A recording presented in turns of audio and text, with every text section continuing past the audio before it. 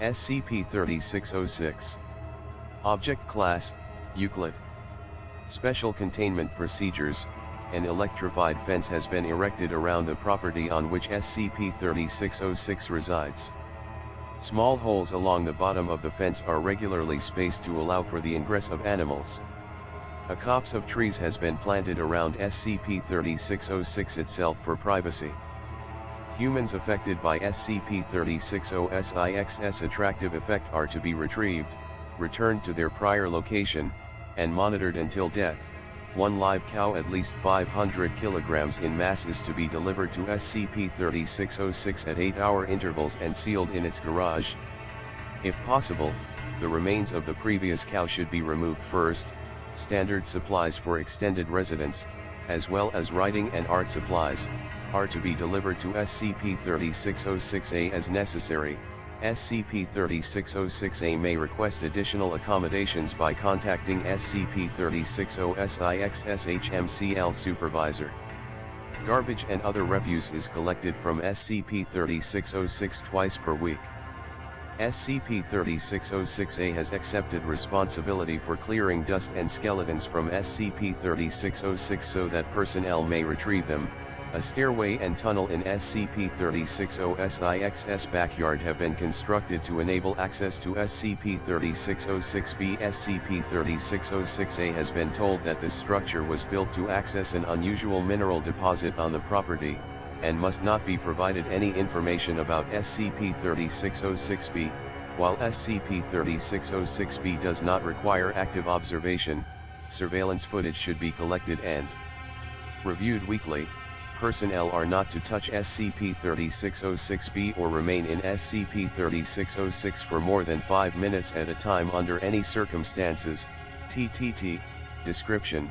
SCP-3606 is a 2-story house located in rural New Jersey, near living organisms within SCP-3606, with the exception of SCP-3606-A, will rot, decay, or otherwise deteriorate at an accelerated pace, such that damage to such organisms manifests after about 7 minutes, and death invariably occurs within 12 hours, when the amount of living biomass in SCP-3606 falls below a poorly characterized threshold. Its area of effect will extend beyond the boundaries of the house at 1.3 meters per second until a sufficient quantity of such material is within its range, contracting when the total living biomass in the area of effect exceeds the minimum value. Current containment procedures have proven sufficient to prevent SCP-3606's effect from spreading. Within a range of roughly 35 kilometers, animals whose death is imminent may experience a compulsion to travel to and enter SCP-3606 prior to death, generally dying within 5 minutes. While this effect is apparent in most observed animal life, it is most pronounced in birds, which will invariably travel to SCP-3606 to die. SCP-3606-A is a human male by the name of August Mays, a resident of SCP-3606 for his entire life. He is notable primarily for his apparent immunity to SCP-3606's anomalous properties and his lack of observed aging since said anomalous properties first manifested. When SCP-3606 moves more than 3 meters from SCP-3606, he will fall into a catatonic stupor that will only reverse upon reintroduction to SCP-3606. As these episodes cause SCP-3606-A extreme pain and distress, he is permitted to reside in SCP-3606, a drawing produced by SCP-3606-A. SCP-3606-A experiences regular dreams featuring an individual he refers to as, whose appearance is consistent with that of SCP-3606-B. He also reports experiencing waking hallucinations consistent with these dreams on occasion. SCP-3606-A is obsessed with SCP-3606-B, spending the majority of his spare time producing artistic works that depict SCP-3606-B in some manner, though he frequently expresses dissatisfaction with his works. SCP-3606-A exhibits a variety of intense emotional responses towards SCP-3606-B, most commonly those of love and reverence, though he often has difficulty expressing these emotions or his thoughts on SCP-3606-B. SCP-3606-B is a human male of indeterminate age located 8 meters below SCP-3606-X's foundation, at the bottom of an apparently natural stone pit.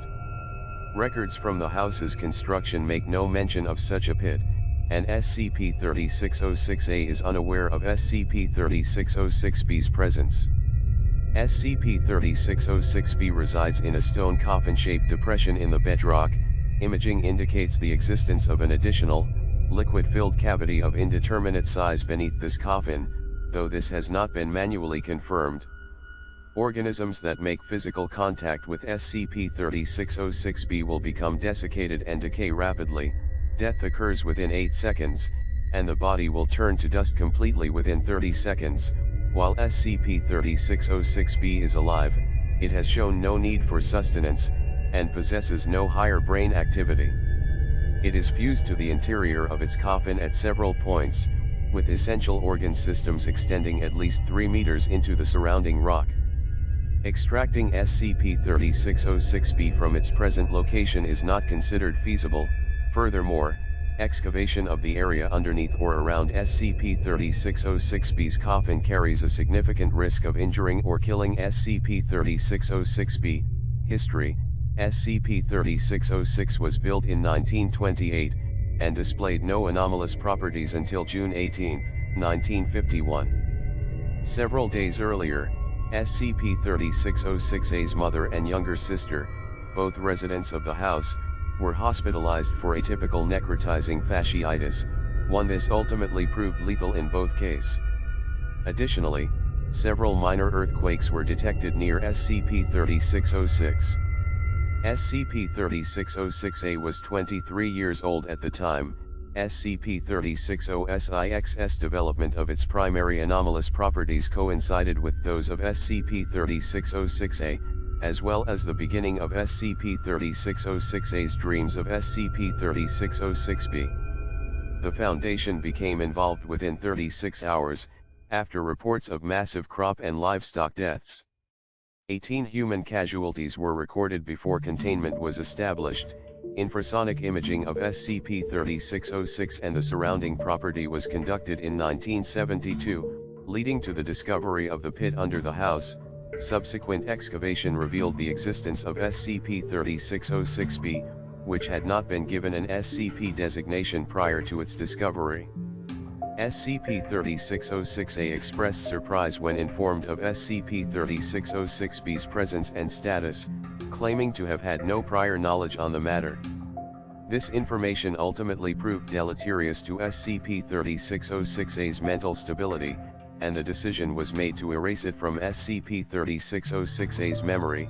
Addendum: the following interview was conducted on September 13, 1998, and is considered representative of the content of most interviews with SCP-3606-A. Dr. Cabrini and SCP-3606-A conversed on the front porch of SCP-3606. Dr. Cabrini: good afternoon, August. SCP-3606-A ignores Dr. Cabrini and continues sketching. Dr. Cabrini: August, I said good afternoon. SCP-3606-A: yes. Just a moment. It's almost done. Would you like to see it when it's done, Dr. Cabrini? Of course. I'll wait for you to finish. May I sit? SCP-3606-A does not respond but shows no objection to Dr. Cabrini sitting. SCP-3606-A continues to sketch for 13 minutes and 47 seconds, at which time he places the pencil down and makes an unusual noise under his breath. Dr. Cabrini: are you finished, August? SCP-3606-A: yes. I think. Why don't the eyes come out right? I want everyone to see them, Dr. Cabrini. I am going to look at your drawing, August. May I take it? SCP-3606-A: yes. Go ahead. You see? They aren't right. They aren't how they're supposed to be, Dr. Cabrini. And how are they supposed to be? SCP-3606-A, his eyes. They're not like this. They're really bright, but also, incredibly dark. Stars. Water. The abyss. They swallow. In him, I am swallowed. Within him, I see, Dr. Cabrini, I see. What prompted this drawing, August? What was the inspiration today, SCP-3606-A, I dreamed him again. He was closer this time. I was at a picnic with some people, a man and a woman, and a little girl, Dr.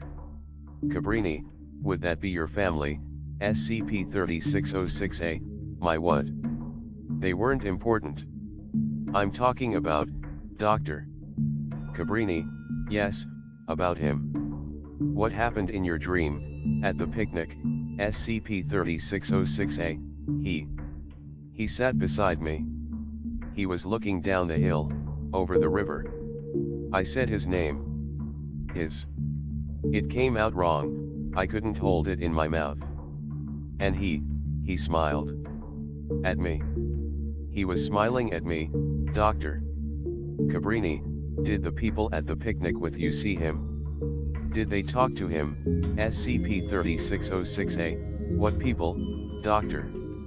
Cabrini, you just mentioned people at a picnic with you when sat with you, SCP-3606-A, he sat with me. I could feel him, he was so close, Doctor. But I kept trying to speak, to beg him, pray to him, and nothing would come out. And subject shudders and hugs himself, emits a high-pitched giggle. He then goes silent, Dr. Cabrini. And what happened then, August? In your dream, SCP-3606-A. He held out his hands to me. They were cupped, and full of, something. Liquid.